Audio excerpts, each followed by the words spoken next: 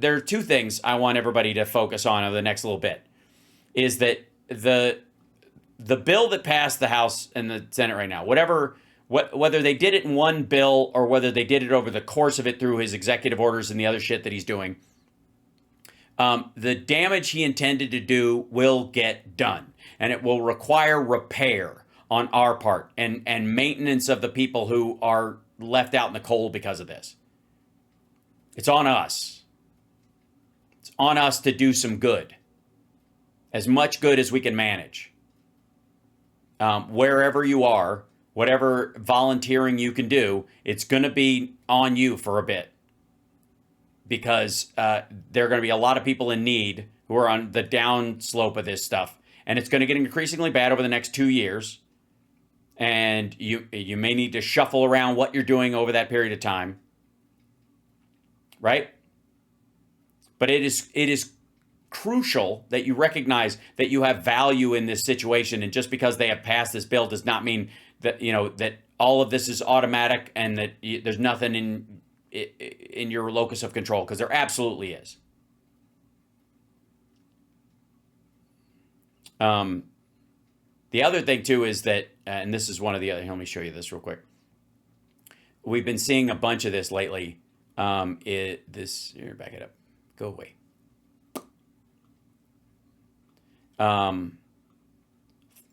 This thing. Fallen off a mental cliff. New Trump traits have White House insiders alarmed. This is the other aspect of this that is not going to change over the next little bit. And if there's ever going to be a room to fix what's been done, it's going to be as soon as this dipshit collapses fully. And so you got to be ready. You got to prep and be ready to do something about it. You literally react to this stuff as it happens. Bizarre new behavior from President Donald Trump has planted fresh new worries about the White House. This is where he was talked about, like, people, how long are people going to be at Alligator Alcatraz? And he's like, I'm going to be down here for a few months, playing golf, whatever. Let's see. Among warning flags is the fact that the president has apparently stopped working on Mondays. Again, I'm fine with that. Like, anytime this dude phones it in or doesn't show up at all, is a day he can't do more damage than the people around him already. The information came from a White House source who told Brian Karem, I'd lose my job if I talked about this publicly, or worse. He confided that Trump hasn't shown up in the Oval Office on a Monday for the past month. He's also been playing golf in Virginia, avoiding his usual trips to his clubs in Florida and New Jersey. That's so people won't see that he's going to his places, right? Okay. That's because he doesn't have to be gone from the White House as long. I don't think he's in good physical health, they said. Other causes for concern voiced by the writer by two people inside Trump's circle concluded his recent lackluster public appearances, his gait, his apparent befuddlement, his propensity to govern via Truth Social postings, his sloppy attire, and his lack of engagement at the White House with others. That whole, like, thank you for your attention to this matter weird thing that he adds on to things, like he's putting it in a complaint box. His sanity looks long gone, Karem surmised, and that doesn't bode well for the country, since there's absolutely no chance the sycophants in his cabinet will invoke the 25th Amendment. Right, they're just going to let this hang. I told you, they're going to roll him around like Admiral Pike in a fucking wheelchair, with a MAGA interpreter. But he's slipping, and he'll have a window like any aging, demented dude of 2-hour window where he's got it together, and then sundown. Then they're going to shave off a day. And you're going to see, again, like I've said, everything they say about Biden is true of Trump, and they know it. Right? And I would like to point out that this is at the Alligator Auschwitz place. This is inside a tent with chain link fencing. I don't know anybody who was at Alcatraz who wouldn't be able to get out of that place. And I want to. I said this on Dino Badala's show earlier today. The Alligator Alcatraz thing is not there to keep those people in. It's to keep reporters and protesters away. Because I got to tell you, if you're a murderer and you're going to be shipped back to a fucking gulag where they're going to torture you, you'll take your chance with the fucking alligators. More than likely, you'll make it. But reporters, protesters will have a harder time getting in there and seeing the place. That's what it's about. Don't let anybody, like, because the fixation on sort of the cruelty of the environment itself is meant to trick people into their sympathy for the people inside, is trumping their recognition of what this is about. It's so you can't see. This is a lesson they learned from Democrats showing up at facilities and wanting to look inside. And their assumption is well, we could block the door, but they could get footage of, or break into another place or let people out or whatever. So we want, or protesters could surround the place, right? Film what's going on from multiple sites, all that kind of stuff. But with this place, there's one way in and one way out, and it's easier for them to control that and keep people at bay, to keep it hidden as a black site, essentially. It is not about that. It is not about the inside of the place and worrying about those people getting out. That's what they're selling people. That's why they're telling you this whole worst of the worst, and we want them surrounded by alligators so they can't get out. It's like a moat to protect you from these awful people, right? Apparently, these awful people who they're going to have multiple members of gangs and other people together in the same room so that they can plan their escape. They're going to fill the place with protesters and reporters. No, I think they're trying to keep protesters and reporters out. They're going to fill it with migrants who don't deserve it. And they just don't want people to see that they're not scooping up the worst of the worst or violent offenders or any of that shit. They want you to think that that's who's in there, because if you got to see who they are actually putting in there, you would object. Right. And again, I don't want people to get out over their skis in their worry about who's going to get scooped up and get into this kind of FEMA camp bullshit that Alex Jones was selling about what the left was going to do to right-wingers and put them in these FEMA camps. Because it ends up being a conspiratorial distraction from what they really are doing that's wrong. Yeah, they're not. The thing they don't want you to see is that they're taking very normal people, that they don't have people with criminal records, that there aren't anywhere near the number of people in the country that they're saying there are. So these tents being out in the middle of nowhere, and the fact that you can't see people going in and out of there, it can help them with the illusion that there must be tens of thousands of people, right? There just aren't. And the story about this, and this is where Democrats, those who watch my show, and I know you're out there and I love you and I thank you for doing it. If you're in the House or the Senate and you're going to do any kind of oversight about this, I need you to know that I need you to ask for the numbers of people going through those places, actual numbers, some way to actually measure the real numbers of human beings going in there, being processed, and being deported or sent someplace else. We need those numbers for two reasons. One, to protect the people in them, that make sure that they're getting due process. And if they are the worst of the worst, they get processed and go through the court system and either are put in our jails or extradited to another country where they may have done other awful, like in normal society. But also to make sure that those numbers are real. To show that, and what I believe will show, is that the Republicans, clamoring about these 25 million people who are in the country and they're all terrorists and they're all awful, there's nowhere near that number. And they're going to shit the bed on that number every single time. The number it's supposed to hold is around 3K, according to them. 3,000. It's supposed to hold 3,000 people. I call bullshit.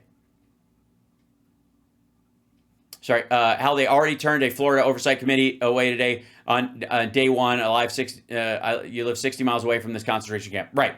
That, Mary, that's what we will have to keep pushing for, because they're not just gonna hide that the people in there aren't these villainous monsters they claim they are, but I'm just gonna call that there aren't any of those people in there. How about this, motherfucker?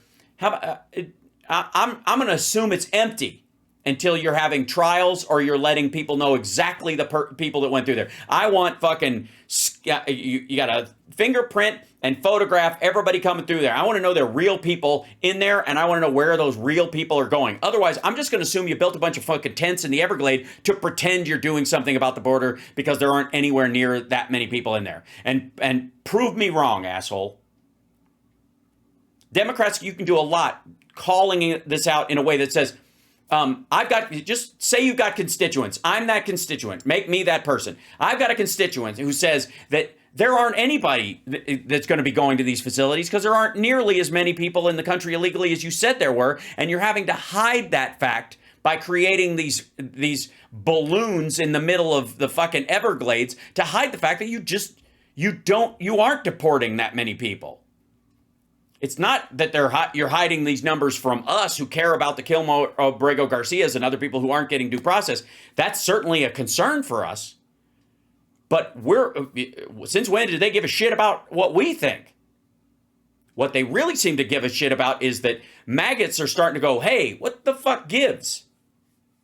That's why this, Kristi Noem was making up this bullshit thing about talking to these leaders of South American countries, and they're like, all of our people are coming back. They're self-deporting, and so we're helping them with home loans. Well, why the fuck would you help somebody with a home loan if you let them out of your jail or your mental asylum and told them to go to the United States and attack? Fuck are you talking about?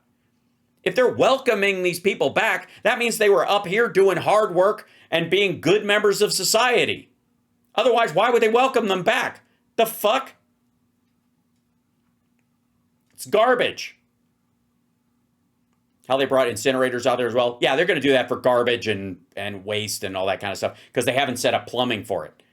They're not going to burn people. It's not going to be a crematorium for human beings. Like I said, it's more likely they're just fucking empty. I'm telling you. They've got to sell something to maggots. Maggots have to believe they're doing something about this. And they don't. Maggots, by and large, are like, yeah, there's nobody crossing the border, but what about all these people that allegedly got in?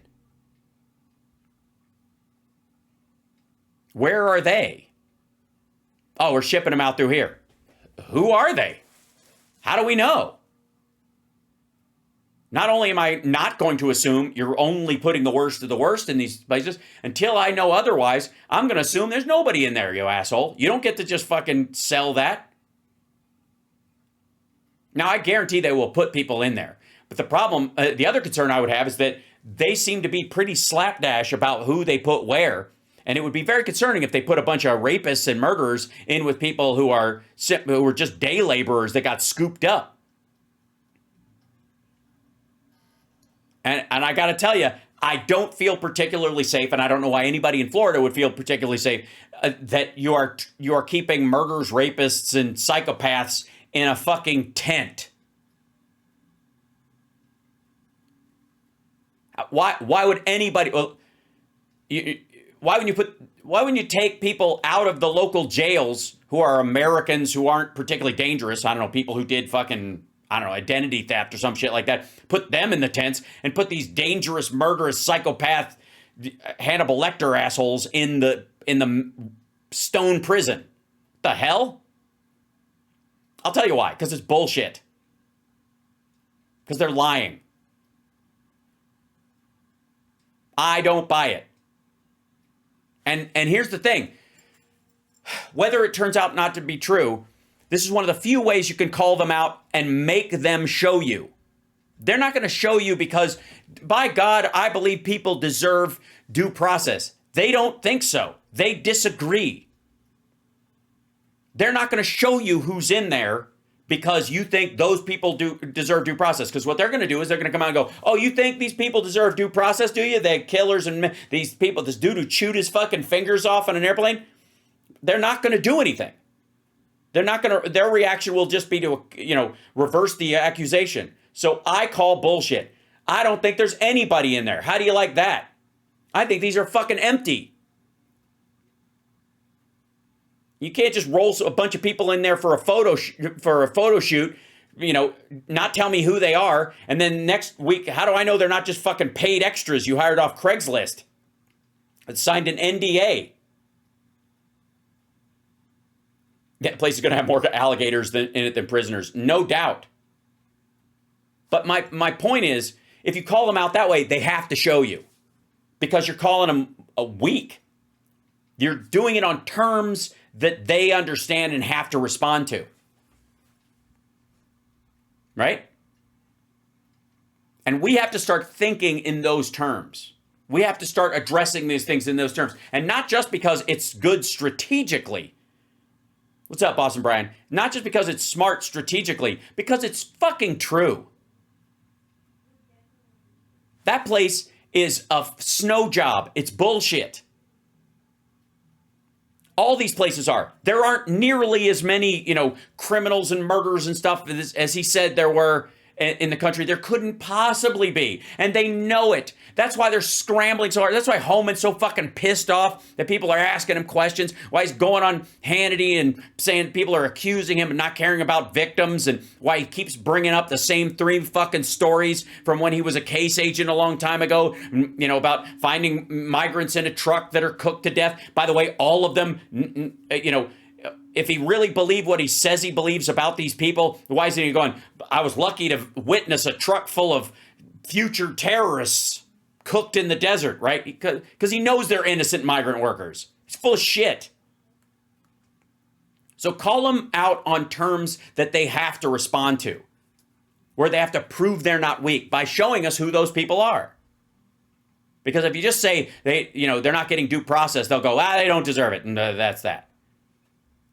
I want receipts. Yes, I want receipts. How the fuck do I know there's anybody in there at all? We're going to take your fucking word for it? You were supposed to be bussing out, tens of thousands of people, and your numbers are still smaller than Biden's were. And that was including people at the border. It's gibberish. Put up or shut up. And MM Note says they won't respond. If they don't, take that and as your marching orders, and literally that's what you talk about. Those places are empty. It's just it's a farce. There's nobody in those places. They're not rounding anybody up. Right? You have to be able to trigger a reaction from them. And one of the ways you do that is by calling their bluff in a way that they will react to. They have to, because then they have to defend themselves. No, here's this person, this person, this person, this person. All right, that's 6. What about the rest of the place? How do I know those people are even in there? Who's doing oversight on these people? They're not American citizens, according to you. They're violent predators, according to you. So why don't we know who they are? If you can post American citizens' faces and names in post offices when they're on the FBI's 10 most wanted list, why wouldn't we have a list of everybody who goes through there? Fingerprinted, LiDAR scan of their face, as much information about who they are, right? Why wouldn't we know all of that?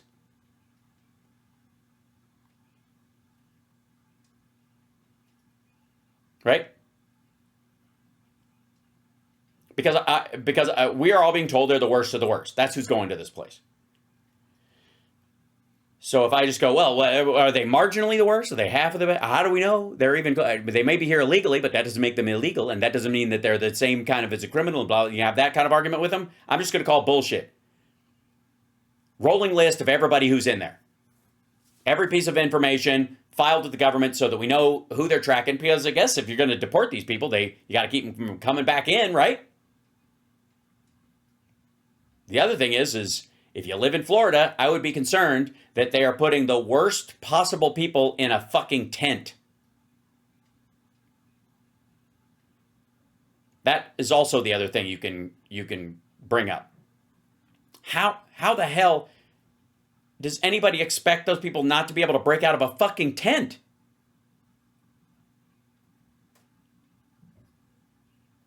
Right?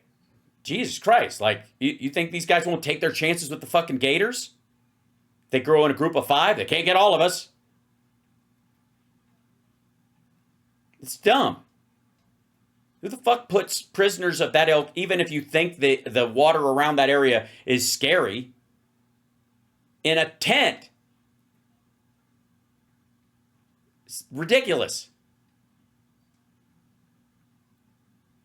So that also is going to be part, of our. It has to be part of our strategy in calling this shit out. It has to be. And then, of course, so what I would like to do is I'm going to start putting like posting, volunteer information on my show, on the regular, especially on the Saturday show on the radio in the Chicagoland area, because we directly interact with that place, for ways that you can help the people who are going to be disenfranchised and harmed by the cuts in this bill. That's another way we can help. It's material, it's real. And we can make up for what was taken away with our own actions. If that interests you guys. Quite frankly, I'll do it anyways. Right?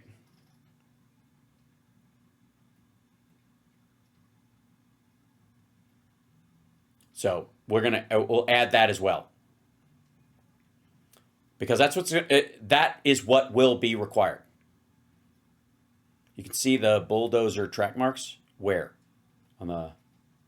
they created the place.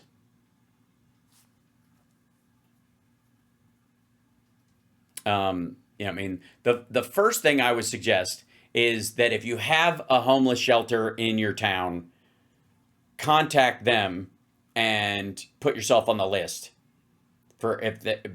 because there will be an increase in homelessness because of this. People are going to lose their homes.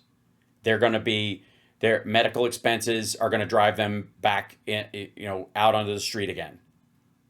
A free clinic is a great place for, if you can volunteer medically. I mean, there's so much you can do in just picking up a broom in places. But if you can, there are places where there's going to be a cascading effect. People will lose their health care, they will lose their houses or apartments, and they will be on the street. And so homeless shelters is going to be a very important part of acting as a backstop.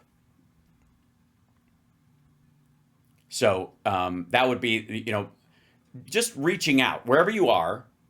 At any time you can't, just in your city, just look it up, just Google it on the internet, whatever your local, volunteer near me. And we'll also, like I said, we'll add to different organizations that are kind of that are nationwide, that can also help, if that works for you guys. And we'll just add that in the same way that I've been covering the Ukraine war since it started. This is another version of that. This is something that has a permanent importance to it. So, because you got to do something, and it can't just be the sort of the politics of it. You're going to vote.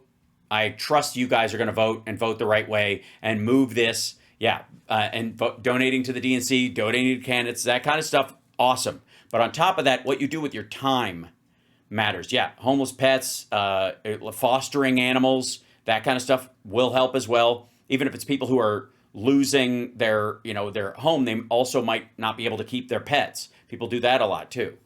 They have to, somebody has to take care of them. That's one of the things you can do, right? So that'll, and I think that'll help people feel a little more energized, but it also, whether you feel that way or not, it will have a material impact, right?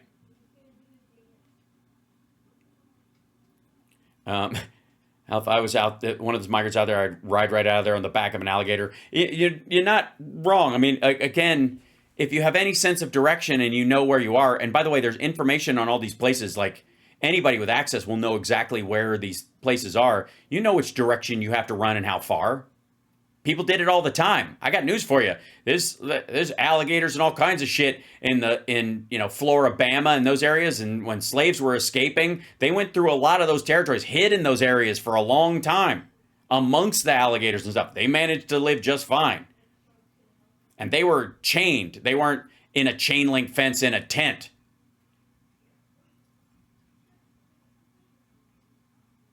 So, again, if you're in Florida, I would be concerned. That said, homelessness is going to be a big thing. I've been talking about for a while that we need to bring back comic relief. I was watching some of the old ones and I was like, you know what? It just ended and it's a shame. And I feel like this is one of the areas where, an obvious connection, and yeah. it'd be a good time to do it. And anyways, and I know in England they have Red Nose Day, and they make comic relief kind of a thing there just on a personal level. Maybe start building on that as well, because it's going to take a lot of, like I said, a lot of little miracles and goodness to make up for the big gaping holes they're trying to create. Right? Yeah. I gotta figure out a way to jumpstart that. Yeah? Make empathy great again. That's a good idea too. Absolutely. RC. Yep. And again, take away people's fear of complexity.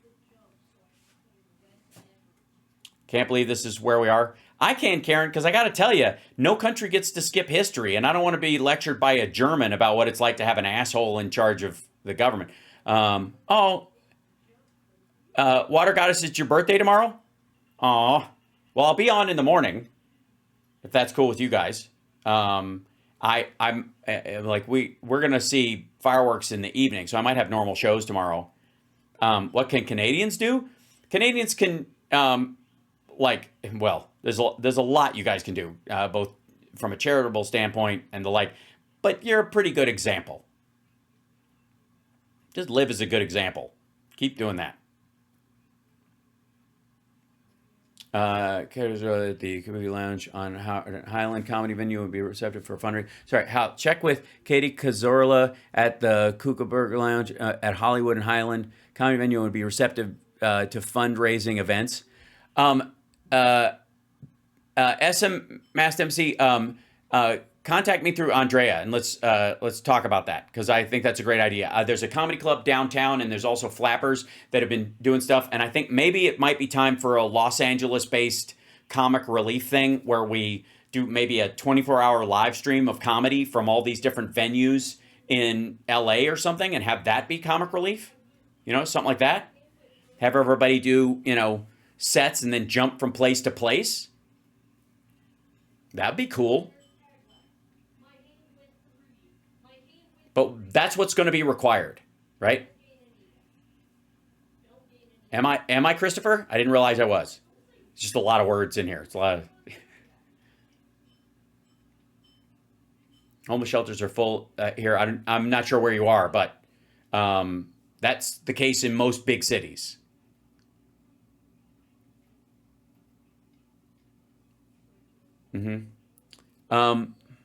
Okay, cool.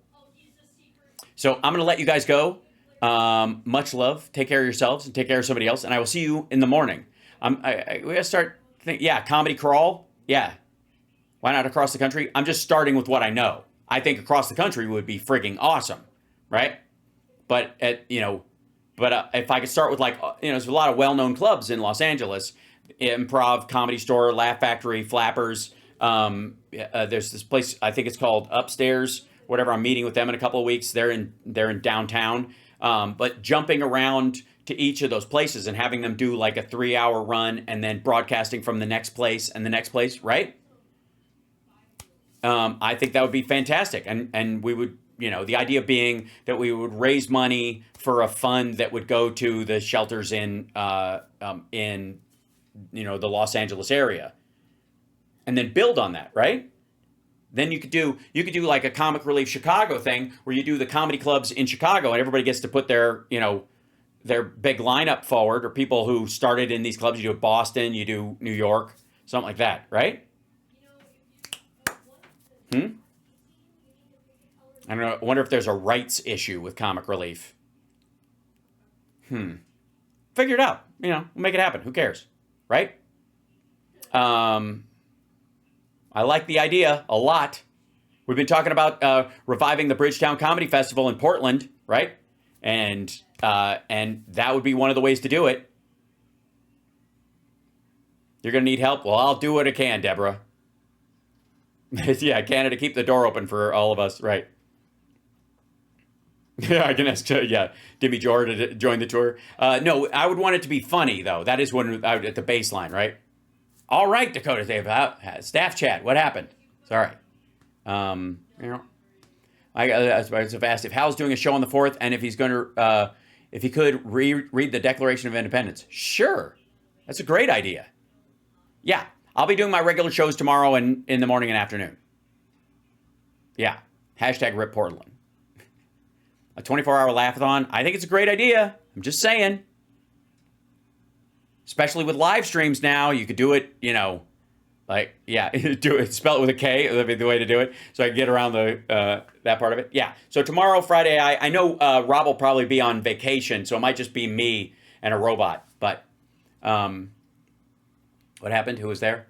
Okay. Anyway, so I will see you guys later. Yeah. All right. See, we're already thinking. How can we help? Right? Super important. Find a way to be of service, and you will feel a lot better about this stuff. Okay? In the meantime, until such time as we can, revive and create the social safety net we know is needed across the country, we can build on what we have right in front of us. Yes. Have your pants on. I don't know if it's Zoom. I guess you can perform with your pants off, so it kind of doesn't matter. Yeah. Shit, maybe I'll do a 24-hour stand-up-a-thon where I just do, every joke I possibly can find, my own and, old jokes from books or whatever, and just live stream nonstop, and give all that money to the Mission homeless shelter in L.A. or something like that. You know what I mean? I like it. There's... I know computers and hack into things. Well, you might come in handy as well. Oh, yes. Maybe hack relief? That sounds like a bad comic relief, right? Anyways, all right. I'll let you guys go. Talk to you later. Take care of yourselves and take care of somebody else. I'm not letting go. And I'm going to keep at this, I promise. I have faith in you guys, maybe more than you have in yourselves.